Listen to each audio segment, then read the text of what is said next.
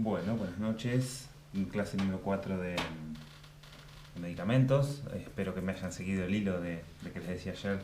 El primero la clase de farmacoepidemiología, hablando de la resistencia bacteriana, después un poquito de las estrategias que utiliza la industria en clase de áreas para contrarrestar la presencia de microorganismos.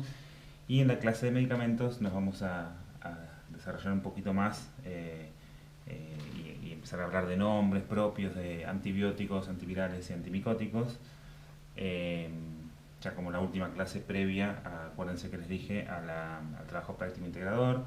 Después nos va a quedar igual una clase más antes del final del cuatrimestre. Bueno, nada, vamos a arrancar con esto, que es un poquito más largo. Como siempre, la clase de medicamentos. Acá hay algunos cuadros y ustedes yo lo voy a ir señalando. Espero que después cuando lean el apunte lo van a ver más claro, sobre todo los gráficos, como pasa siempre en las clases de medicamentos, que por ahí hay gráficos y yo les explico arriba del gráfico. Bueno, después cuando ustedes lo repasen, presten atención a esos, por ahí si no alcanzan a leerlo lo digo, o miren el video con el apunte en la mano para tener más cerca el gráfico y entenderlo mejor. Bien, universo antibióticos. La actividad de un agente antiinfeccioso está definida por su espectro antibacteriano. Acuérdense que habíamos visto en una de las clases que grabé, no me acuerdo, creo que era de farmacoepidemiología, lo que son los antibióticos de amplio espectro, de espectro reducido, espectro limitado. Es decir, la cantidad de microorganismos o el conjunto de microorganismos patógenos que se ven afectados por la concentración de antibióticos sin causarle toxicidad. Origen y definición. Antibiótico, la definición es una sustancia química producida por un microorganismo que desarrolla una actividad antimicrobiana. Su origen puede ser natural o biológica, es decir, se obtiene de cultivo de microorganismos que pueden ser hongos o bacterias. El ejemplo claro de esto, digamos, porque es una sustancia química que es producida por otro microorganismo, ¿verdad? El antibiótico se obtiene de otros microorganismos, pues tiene una de las grandes fuentes de antibióticos son los propios microorganismos, como el hongo Penicillium, que es a partir del cual se descubrió la penicilina, el antibiótico más que causó una revolución, el más ampliamente conocido, penicilina y sus derivados.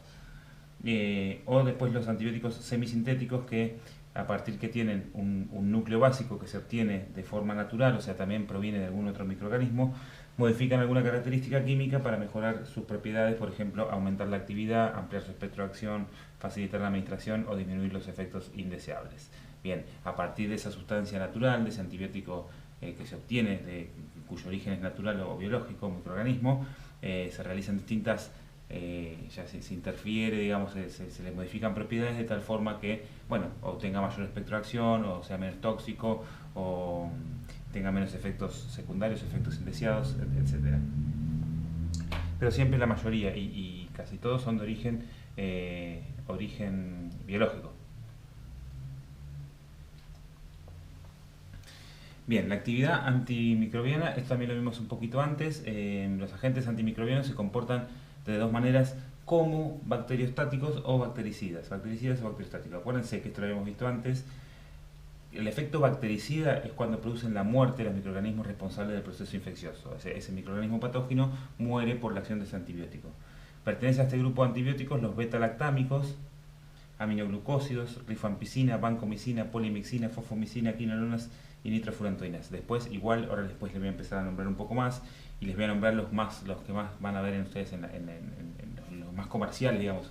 Son todos antibióticos que existen y que se utilizan, pero muchos son de uso hospitalario o otro tipo de usos que no son tan comerciales. Yo voy a reducirles un poquito el universo de antibióticos a los comerciales, los que van a estar más familiarizados ustedes con trabajar cuando les toque en la farmacia.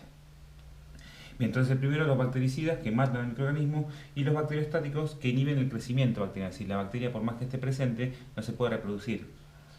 Aunque el microorganismo permanece viable, o sea, tiene la capacidad de reproducirse, pero por este efecto bacteriostático, es decir, se detiene su capacidad de reproducción, que quiere decir que cuando se suspende ese tratamiento pueden volver a recuperarse y multiplicarse.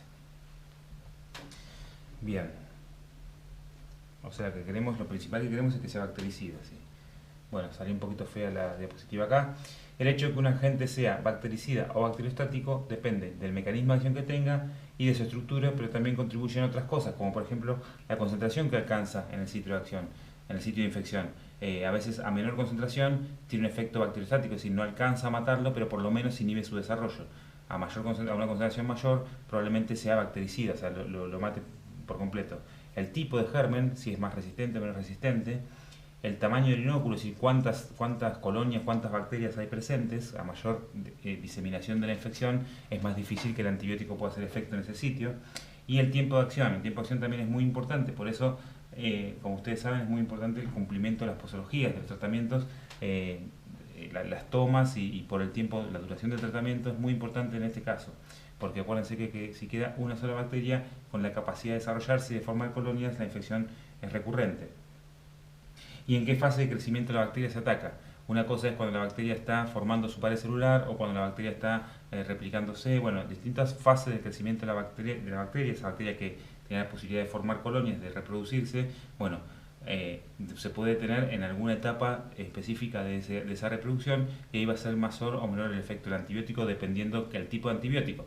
Porque vamos a ver un poquito más adelante que hay antibióticos que actúan específicamente inhibiendo la síntesis de la pared celular, o sea, en la etapa más primitiva, digamos, del crecimiento bacteriano.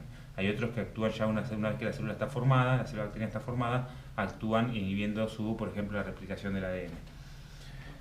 Bien, así como, por ejemplo, los beta-lactámicos, que ahora vamos a ver qué grupos son bactericidas en la fase de crecimiento activo de la bacteria. Es decir, estos son los que actúan sobre la síntesis de la pared celular.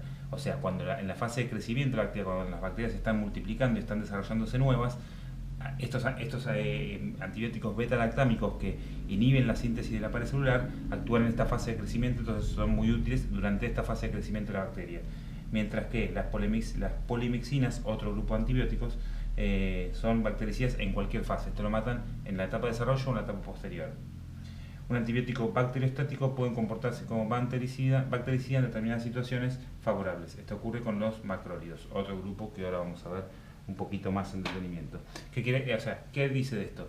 Que no, por eso el universo de antibióticos es muy grande, porque va a depender de tantas cosas como el sitio de acción, el tipo de microorganismo con el cual está atacando, cuál es el tamaño, o sea, qué tan diseminada está esa infección, cuánto tiempo usted tiene que estar expuesto y además en qué etapa del desarrollo de la bacteria lo va a atacar. Algunos son de mayor espectro y además en distintas fases del desarrollo, otros actúan solamente en la fase de crecimiento. Bueno, esto va modificándose porque tenemos las dos puntas, los microorganismos y los antibióticos y las características específicas de cada uno que vamos a ver un poquito más adelante. Bien, sitios de acción. Acá tenemos distintos sitios de acción y lo que pasa en esta bacteria, esta célula bacteriana.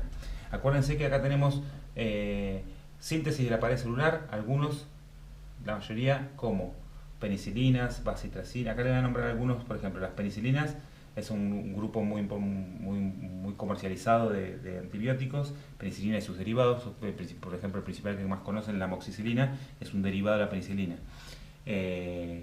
La cefalosporina también, todos los que empiezan con cef, que ahora vamos a ver, también. Todos estos actúan en la síntesis de la pared celular.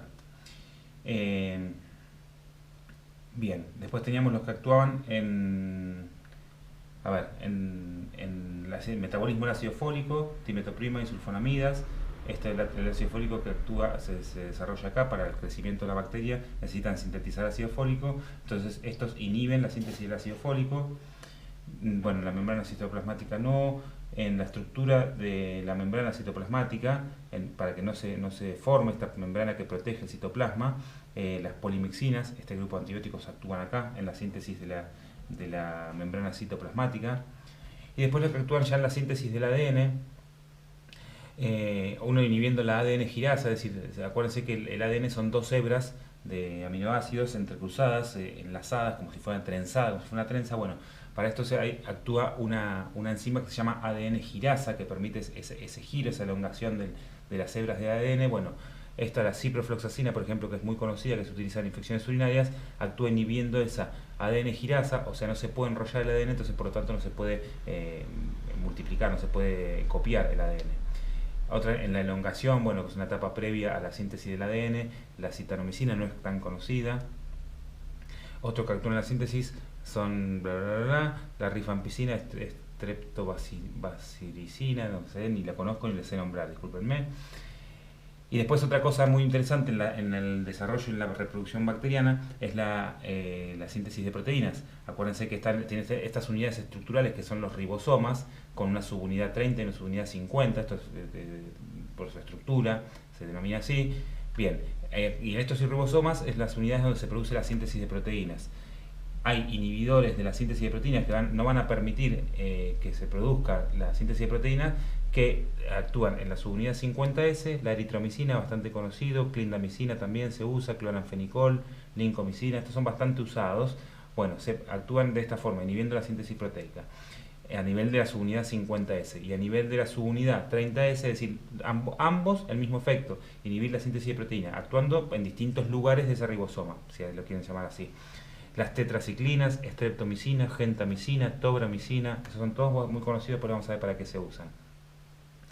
Y en la síntesis de proteínas final, la mupirocina y el otro más que no, la mupirocina se usa para infecciones de la piel y el otro que no es conocido. Bien, esos son los sitios de acción de los más principales. Ahora lo vamos a ver un poquito mejor acá, que lo voy a ver yo, ustedes no van a ver nada desde ahí en la imagen de la cámara, pero probablemente cuando lean el apunte van a entender un poquito más. Los nombres los más importantes son estos 6 o 7. Primero las penicilinas, cefalosporinas, 4 clases distintas, los aminoglucósidos, las tetraciclinas, los macrólidos, las sulfonamidas y las quinolonas. Esos son como los grupos terapéuticos que ustedes ya conocen de qué se tratan, que comparten determinadas características, determinados mismos efectos, mecanismos de acción, mismos efectos secundarios o parecidos. Bueno, eso es lo que se llama un grupo terapéutico. Dentro de las penicilinas ven que tenemos la penicilina propiamente dicha como ejemplo de fármacos, la ampicilina, la amoxicilina, esos tres son, y después la meticilina, pero amoxicilina es el principal antibiótico, después penicilina también se usa, sobre todo inyectable, y la ampicilina también es de bastante uso, no tanto como para los mismos tipos de infecciones. Acuérdense que si pertenecen al mismo grupo terapéutico tienen un mecanismo de acción y un efecto terapéutico parecido, o sea, van a atacar al mismo tipo de bacterias. Bien, tanto penicilina como la cefalosporina, estos dos grandes grupos, actúan en la primera parte del gráfico que hablábamos hoy, en la síntesis de la pared celular. Si la bacteria no puede sintetizar la etapa de crecimiento, si la bacteria no puede sintetizar su pared, no se puede formar, no se puede crecer, no se puede dividir. Esos actúan así, bloqueando la síntesis de la pared celular. La cefalosporina específicamente sobre bacterias gram negativas, que era lo que veíamos en la clase de farmacoepidemiología, esa distinción del tipo de bacterias que son. ¿Para qué se usan específicamente? Bueno, para todas las infecciones por estreptococo, que son las más comunes, las vías respiratorias y demás, para la sífilis, las penicilinas. Y vamos a verlo así en el cuadrito con sus posibles efectos secundarios: reacción alérgica o malestar gastrointestinal. Como la mayoría van a ver que son reacción alérgica, malestar gastrointestinal, lo mismo la cefalosporina, malestar gastrointestinal, náuseas, diarrea, vómitos, que tienen que ver con el sistema digestivo también, náuseas, vómitos, diarrea.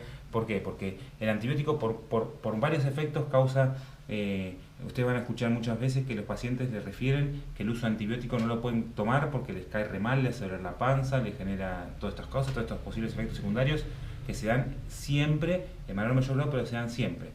Hay una reacción alérgica o idiosincrática acá, idiosincrática porque no es que la penicilina genere reacción alérgica, sino que algunos organismos, ya saben lo que es idiosincrática porque lo hemos hablado, algunas personas desarrollan alergia, les agarra reacción alérgica con el uso de o las cefalosporinas o sobre todo la amoxicilina.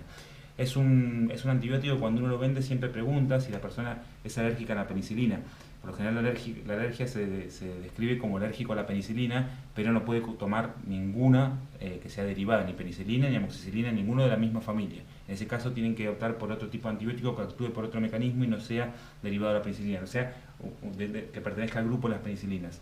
Porque esto tiene una incidencia, seguimos metiendo palabras que ustedes conocen.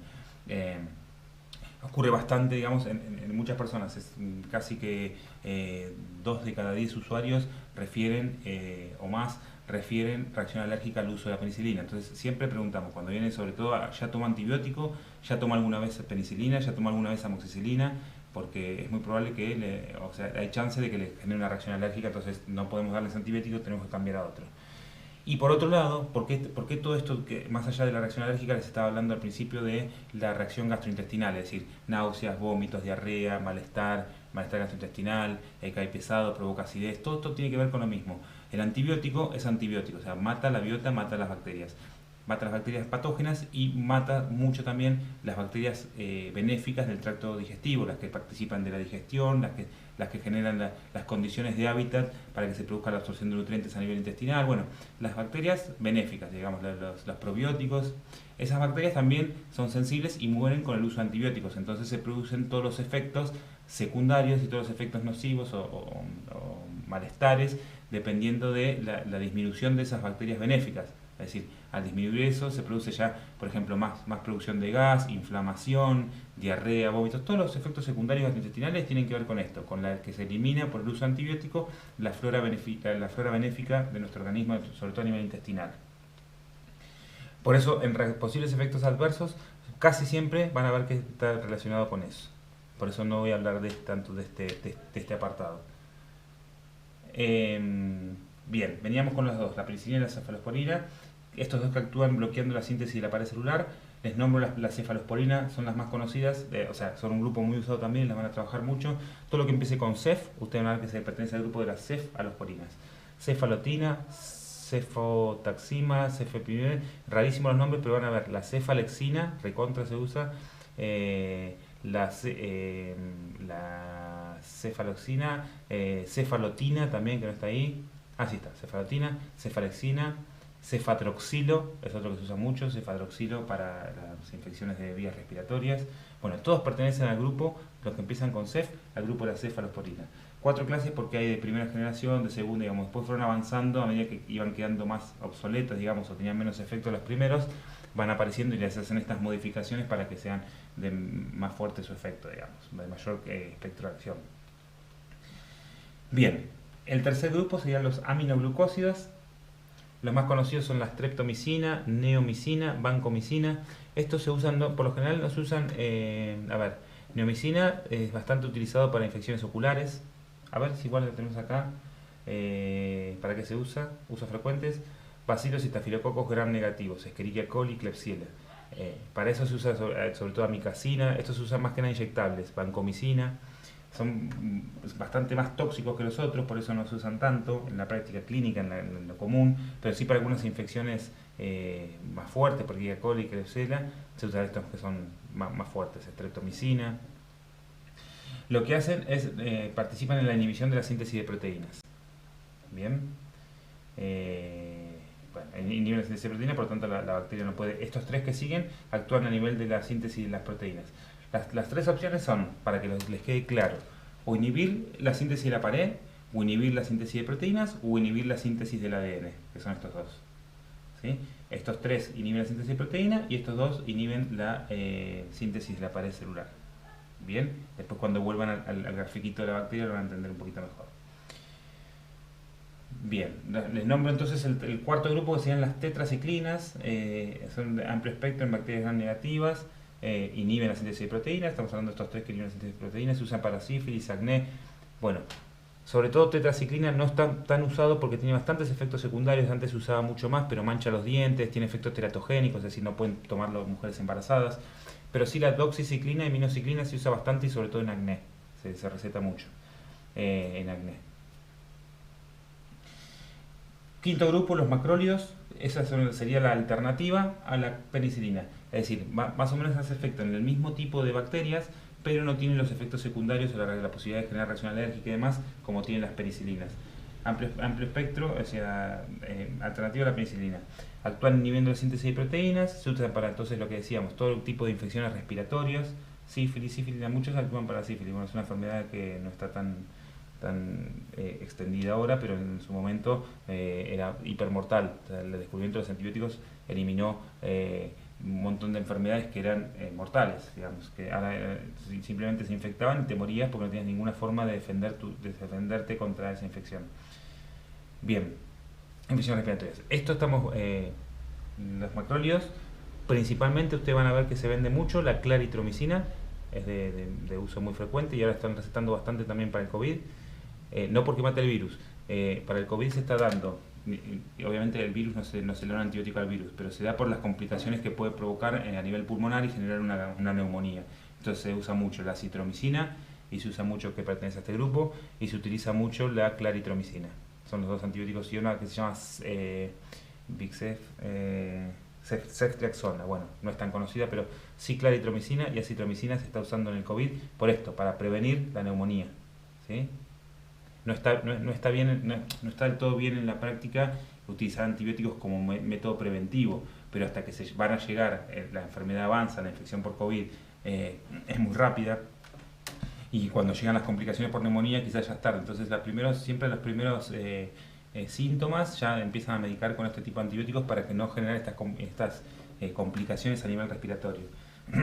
Dan esos antibióticos y dan nebulizaciones y, digamos, mantener las vías aéreas lo más despejadas posible. Bien, el grupo de las sulfonamidas, amplio espectro para bacterias gram negativas y positivas. Estas sí van a atacar a distintos tipos de bacterias.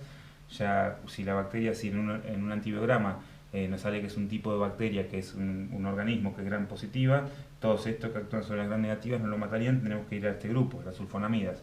Estos dos últimos, acuérdense, inhiben la síntesis del ADN. Por inhibición de la síntesis del ADN, por inhibición de la síntesis del ácido fólico, o por inhibición de la ADN, esa para la síntesis del ADN.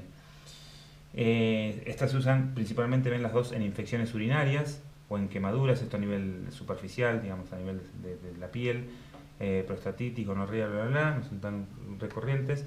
Sí, les voy a nombrar trimetoprim y sulfosa. Estas prácticamente no se usan. El trimetoprim era bastante usado antes, ahora ha caído un poco en desuso por el tema que los efectos secundarios, los malestares gastrointestinales, ven que ya disminuye glóbulos blancos, ya tiene otros efectos posibles, efectos secundarios, pero es el Bactrim, es bastante conocido como nombre comercial.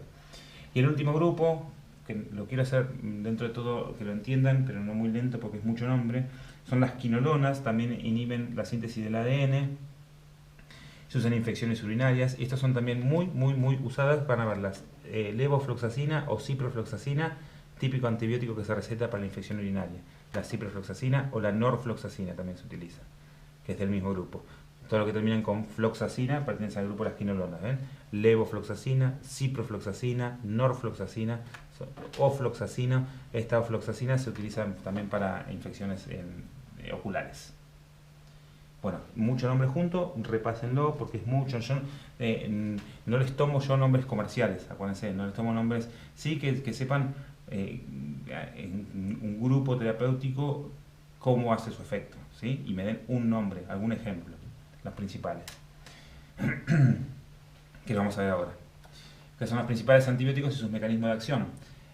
Primer grupo grande, los antibióticos beta-lactámicos. Son antibióticos que inhiben la síntesis de la pared celular, los similares a las penicilinas y sus derivados. Penetran la bacteria a través de las porinas, esos canales que tenían las bacterias que podían comunicar el interior con el exterior, para unirse a las PBP, las Penicillin Binding Proteins, que también los vimos en la clase de fármaco, que fabrican peptidoglicano comprometidas en la etapa terminal del ensamblado. El peptidoglicano sería como el pegamento, lo que permite que la pared celular se una y se quede fija y se cierre y demás. Bueno, se unen ahí a las PBP, enzimas que fabrican el peptidoglicano comprometidas en la etapa terminal del ensamblado de la pared celular y en el remodelamiento de esta durante el crecimiento y división. Es decir, se inhibe esta síntesis, no se va, la pared no se puede formar. Aunque estos antibióticos son bactericidas, matan la bacteria, su acción requiere, como lo habíamos hablado en unas diapositivas anteriores, su acción requiere que las bacterias estén en multiplicación activa, es decir, se estén desarrollando en este momento. ¿Por qué? Porque se están sintetizando pared celular para multiplicarse, y esto va a hacer que esa pared no se sintetice y la bacteria no pueda proliferar. Si las bacterias son intracelulares, carecen de pared celular o están en reposo, los antibióticos no son eficaces, no hacen nada porque actúan en este proceso que es la síntesis de la pared. Dentro de los beta-lactámicos se incluyen la penicilina, la amoxicilina, la cefalexina, digamos, la cefalosporina también son beta-lactámicos. Bueno, penicilina y sus derivados, amoxicilina y todo el grupo de la cefalosporina. Pero yo por eso acá les nombro las más principales, las más usadas, las que más familiarizadas van a estar. Cefalexina, cefadroxilo también, acuérdense. Bien, los beta-lactámicos. Los macrólidos son antibióticos. Otro grupo, acá les estoy hablando un poquito del mismo cuadro, pero resumido, digamos. Son antibióticos naturales y semisintéticos de medio espectro, son principalmente bacteriostáticos, actúan como impidiendo la síntesis de proteínas a nivel de las subunidades 50S de los ribosomas. Se comportan primordialmente como bacteriostáticos y si aumenta la concentración en el medio, el microorganismo, la densidad de población bacteriana y la fase de crecimiento pueden ser bactericidas. Es decir, dependiendo del tipo de tamaño del inóculo, y el tamaño de las bacterias, la cantidad de antibiótico que llega al sitio de acción y demás. Estos son eritromicina, acitromicina y claritromicina. Estos dos son los que yo estoy diciendo que ahora se están usando, se están recetando bastante para el COVID. Hay una hoja en el medio. Bien, y la eritromicina se utiliza también en acné, se utiliza para algún tipo de infecciones, la acitromicina para infecciones de la muela, infecciones dentales también. Bueno, vías aéreas respiratorias, incluidas las infecciones de la boca. Otro grupo, los aminoglucósidos, son transportados por moléculas de oxígeno hasta el sitio de acción, inhibiendo la síntesis de proteína. En este caso, a diferencia de los macrólidos, en la subunidad 30S de los ribosomas, los otros eran los 50S. La 30S es la encargada, la subunidad 30S es la encargada de la lectura del código genético, formando proteínas defectuosas, no funcionales y por lo tanto modifica la traducción del ARN mensajero. Es decir, modificando y actuando a nivel de esta subunidad del ribosoma, leen el código genético erróneo, no lo pueden copiar, forman proteínas, genera la síntesis proteica, la síntesis de proteínas, acuérdense que decía recién en los ribosomas. Las proteínas son defectuosas, no cumplen el efecto que tienen que cumplir y modifican la traducción del ARN mensajero para la posterior síntesis del ADN.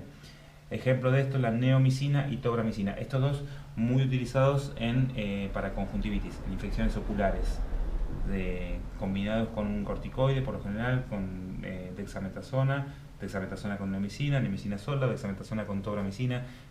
Bueno, viene una persona con una infección, dice algo para la conjuntivitis y por lo general viene recetado esto. La tobramicina solita, si es un bebé, incluso es bastante bien tolerada. Bueno, ya no me quiero extender mucho porque ahí hablaríamos de para qué usos y demás, que lo van a aprender seguro en la práctica. El último grupo que veíamos en el cuadrito, las quinolonas, que atraviesan la pared celular a través de las porinas, inhiben las enzimas ADN girasa, esa que decíamos que no permite que las hebras del ADN no se puedan enrollar, digamos, encargada entonces de evitar el enrollamiento excesivo de las dos bandas de ADN cuando se separan antes de su replicación y transcripción. Se enrollan y se desenrollan, se copian y se hacen bueno, vamos hablando tanto de biología y de síntesis de ADN, pero lo que hacen básicamente es eso, inhibir una enzima que no permite que se enrolle o se desenrolle el ADN, porque se llama ADN girasa, justamente actúa para permitir el enrollamiento o desenrollamiento de las hebras de ADN, e impide entonces su replicación y transcripción. Esos son la levofloxacina y la norfloxacina. La norfloxacina bastante usada para infecciones urinarias también, levofloxacina para otros tipos de infecciones también, aunque para infecciones urinarias se usa. Del último grupo que vimos en el cuadrito. Bien, ahí terminó más o menos el universo de antibióticos, les nombré los principales, su mecanismo de acción, sus usos, repásenlo, sáquense las dudas, pero esto es mucho nombre, acuérdense que no le tomo yo no le suelo tomar mucho nombre y vamos a tratar de hacerlo más práctico, más tipo estudio de casos, les decía que vamos a tratar de hacer así, los exámenes y el trabajo práctico, de forma que puedan fijar el concepto y el uso y demás. Fármacos antimicóticos, la micosis es una infección por hongos. En este caso no vamos a tratar con antibióticos, sino con lo que se llama el universo de los antimicóticos. Es otro microorganismo, bien, los famosos hongos. Este es un muchacho con hongos en los pies, bastante desarrollado. Bueno, y eso es una vista de microscopio. Antifúngico o antimicótico o antihongo, o como quieran llamar, es toda sustancia que tiene la capacidad de evitar el crecimiento de algunos tipos de hongos e incluso provocar su muerte. Estamos en la misma, estos microorganismos que, dadas determinadas circunstancias, proliferan y generan colonias, y cuando la colonia es muy grande, es decir, empieza a verse clínicamente determinadas infecciones. Las más tratadas en la clínica y que nosotros vamos a ver, o más desarrolladas, son infecciones en la piel, las candidiasis, las micosis por la tiña. Bueno, son enfermedades que ustedes van a ver, las manchitas, o cuando vienen con esa infección de roncha del gato, o los pies, la famosa micosis en los pies. Bueno, también hay infecciones por hongos a nivel interno, digamos, pero eso lo vamos a ver también.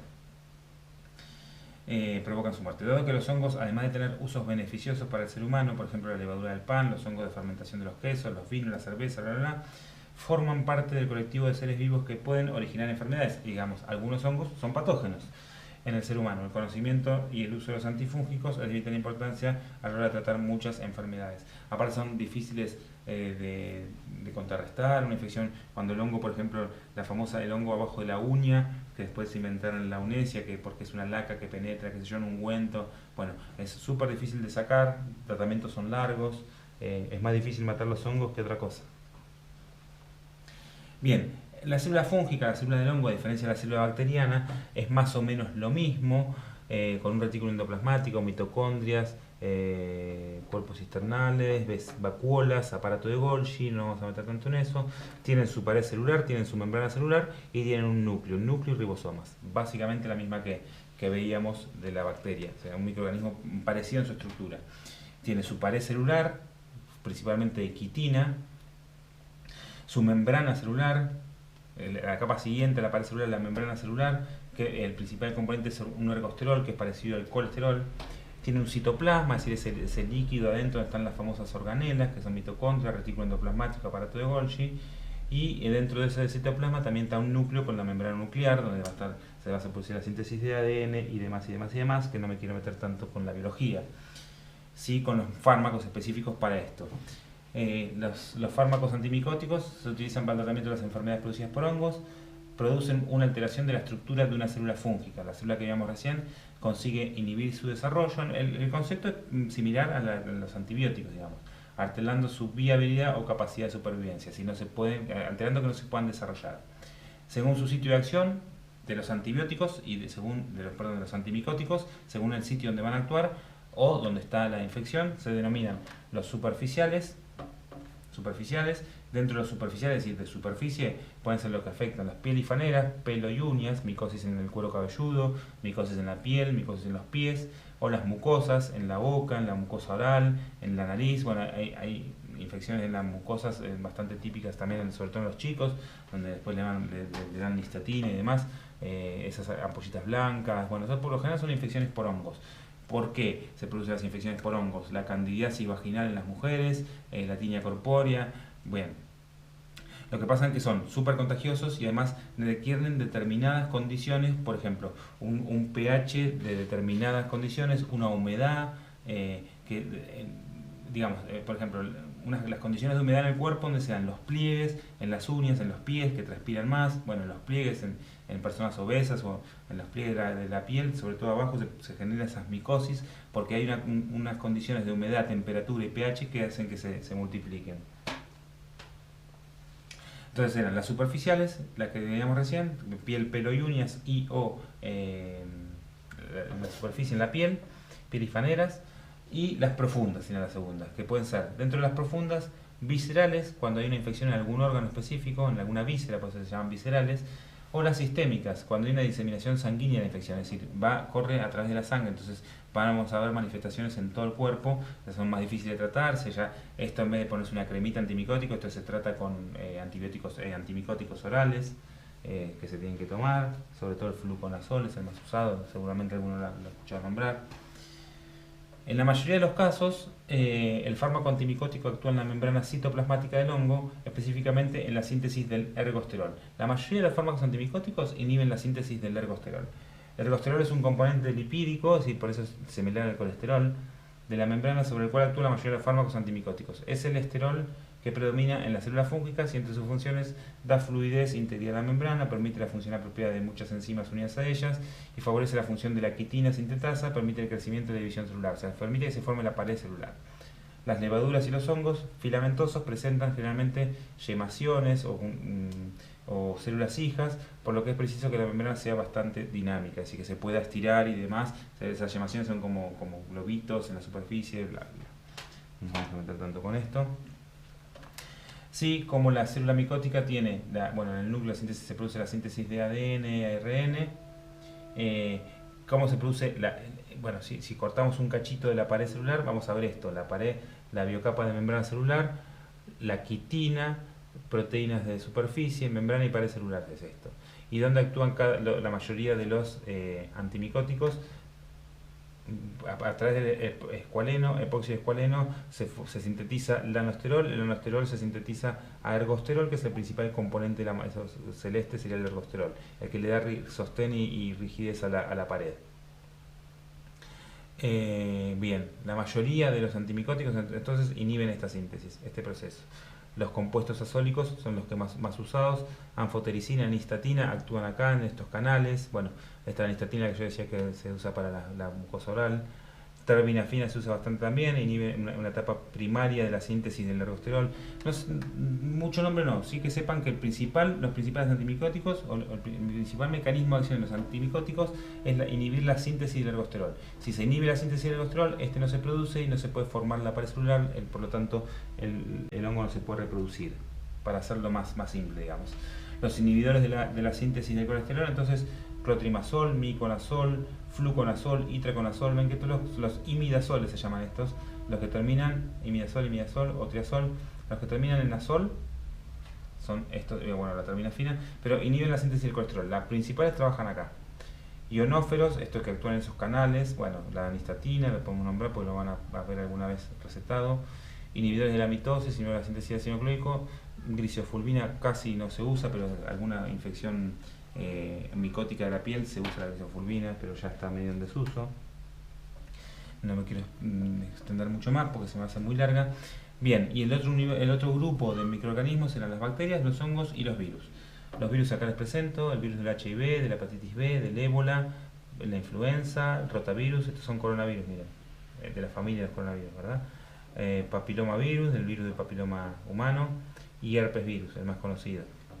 Dentro de eso son las familias, los formas y las familias. Dentro del herpes virus van a ver el de la varicela, es un herpes virus, la culebrilla famosa, el herpes bucal. Bien, familias de virus. Insisto lo mismo, no nos vamos a meter mucho en la biología y cómo se sintetiza y todo lo que hace, pero sí sepan, por ejemplo, el virus que hace, el virus se usa, se adhiere por un proceso de adhesión justamente a una célula huésped, utiliza una célula huésped para replicarse, así para dividirse, y se libera más cantidad de virus, o sea, se replica, se divide y se forman nuevos. Este es el concepto de replicación viral, utilizando una célula nuestra, una célula huésped. Se adhiere a la pared, penetra, por determinados procesos penetra, pierde su cubierta, inicia la síntesis de proteínas, se utiliza todo nuestro aparato celular para dividirse, sintetiza ácido nucleico, sintetiza proteínas, se empaqueta, madura y se libera. Se libera. Ese es el fenómeno de replicación viral. El ciclo reproductivo de vuelta con otro grafiquito: fijación, penetración, una vez que entró, desenvolvimiento de la cadena de ADN, síntesis, transcripción, traducción, replicación, transcripción, traducción y replicación viral del genoma, ensamblaje y liberación. Entró uno y se van 4. Esto no es así, no pasa eso. Entra uno y salen 10.000, 100.000. Pero es el proceso como se produce. ¿Qué hacen los medicamentos antivirales? Básicamente lo tienen a tratar de acelerar este proceso. Destruir la cápside, que impide la adherencia y la penetración, o destruir la cápside, digamos, lo que sería lo que recubre la célula del virus. Impedir la adherencia, así que no se pueda adherir a la célula huésped. Estimular la producción de anticuerpos e interferón, esto es estimular el mecanismo de defensa de nuestro organismo. Impedir la incorporación del genoma del virus al genoma nuestro celular. Impidiendo la síntesis del ácido nucleico, impidiendo la síntesis de las proteínas, bueno, en virus mucho no hay, es este el mecanismo de acción. Miren el coronavirus, el famoso SARS-2 y demás, ¿cómo hace? El virus encaja sus proteínas S en los receptores AC de la célula humana, o sea, hace el fenómeno de adherencia, se acopla a la célula, introduce el ADN en nuestro ADN, la célula entiende que el ARN del virus es propio, la célula nuestra entiende que eso, y crea millones de copias iguales, comenzando a producir proteínas virales. Todos los componentes se ensamblan y se liberan. Cada unidad del coronavirus puede crear entre 10.000 y 100.000 copias, utilizando este mecanismo. ¿Qué hacen los antivirales? ¿De acuerdo al mecanismo de acción? Es básicamente la etapa de replicación viral que es inhibida por el fármaco. De acuerdo con esta clasificación, los antivirales pueden ser clasificados en los que impiden la absorción, como el interferón, los que inhiben la penetración, el interferón y la mantadina, o los que inhiben el denudamiento, es decir, este desenrollamiento del ADN, la mantadina también. Lo que pasa es que no se toman antivirales como antibióticos, no es no es tan fácil de desarrollar antivirales que eliminen el virus, que lo maten como si mata una bacteria, digamos. El virus por lo general cumple su ciclo y muere y desaparece, libera sus cantidades y contagia, y uno va contagiando, pero cumple un ciclo de mayor o menor grado, pero cumple un ciclo y ese ciclo termina, empieza y termina. Esto es lo que pasa, por ejemplo, con el herpes de la boca, que algunos han tenido alguna vez seguramente.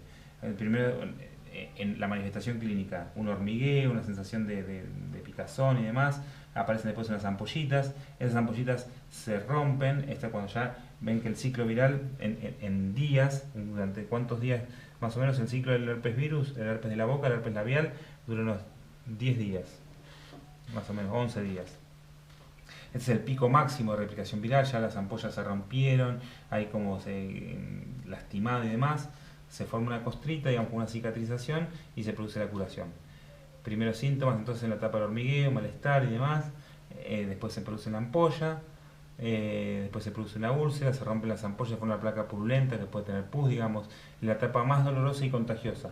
No ande empezando gente que esté en este momento de la infección por el herpes viral. Etapa costra, se forma una costra seca de color marrón, en el caso de que se rompa la costra se produce picor, escozor y sangrado, bien. Etapa de cicatrización, y después se termina, no pasa más. Pero por lo general el virus queda muy reducido en cantidad, pero queda latente. Entonces cuando se vuelven a dar las condiciones, la gente que tiene herpes en la boca suele tenerlo durante toda su vida o durante varios periodos de su vida, porque en un momento de estrés o demás se le aparece de vuelta. Bien, el fármaco antiviral más usado es el aciclovir. Todas las cremitas para el herpes labial tienen aciclovir. Fármaco antiviral que se usa en el tratamiento de las infecciones producidas por el virus herpes humano, entre las que se incluyen el herpes genital, el herpes bucal, el herpes zóster, la varicela y la mononucleosis infecciosa. Todos esos son grupos del herpes, herpes bucal, herpes zóster, se conocen como herpes. Este fármaco impide la replicación, disminuye la extensión y duración de la enfermedad. Entonces básicamente lo que hace es acelerar este proceso. En su forma absorbible, el aciclovir tiene poca afinidad a las enzimas de células no infectadas, es convertido en una forma... Bueno, es muy difícil, esto no se preocupen porque es súper técnico cómo es el mecanismo de acción, no lo suelo tomar, pero sí se los pongo acá para que lo sepan. Porque aciclos GTP se forman los complejos, utilizan... No nos vamos a meter mucho en eso, porque la clase se me extendió un poquito. Bueno, espero que hayan entendido lo mejor posible. Después de que vean el video y tengan dudas, ya saben, vamos a tener el chat y el foro para que ustedes, sobre todo el foro, o los mensajes, pero siempre por plataforma, tratemos de comunicarnos por ahí, porque para si les surge la duda a más de uno, la podemos evacuar ahí. Vean el video, disfrútenlo, lean el apunte y prepárense que queda poco, y ánimo.